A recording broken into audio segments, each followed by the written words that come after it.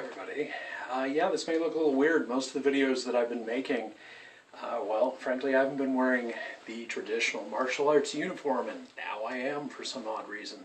Well, there are a couple of reasons for that. I come from a Scottish background, and too often I see people wearing gis willy-nilly all over the place, and that's fine. Definitely wear a gi in the studio wherever you're learning from.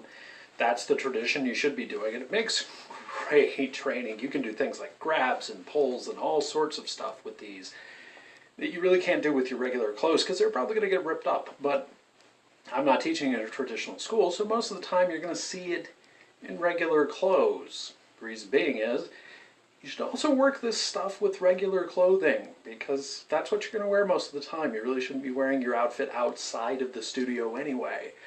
So you really want to work this stuff with regular clothing too, because it's going to give you a more real feel for what you're doing. Now, I'm wearing this because it's going to highlight what's coming up.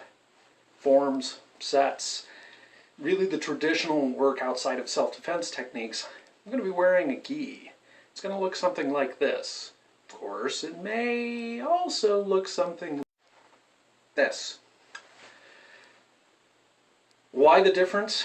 Most of my education in American Kempo Karate was in the IKKA.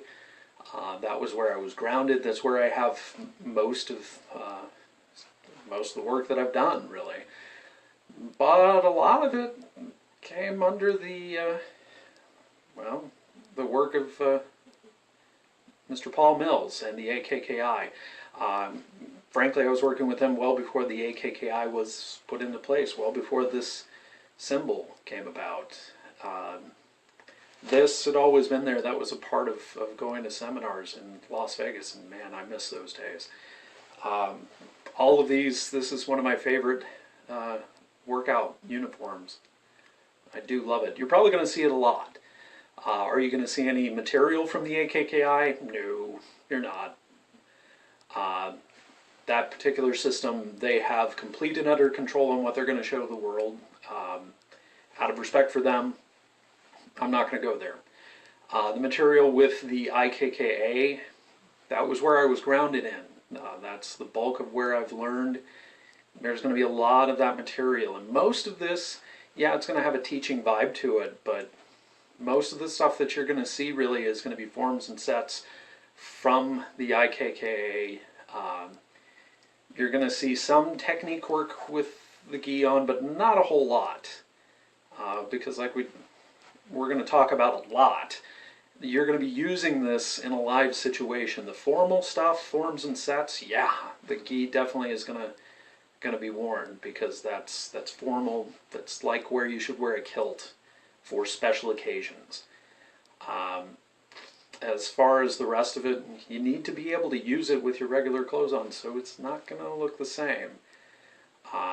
But for now, just know we're going to go into forms and sets. We're going to start with sets first because we're going to get into where I would teach them in the progression of learning.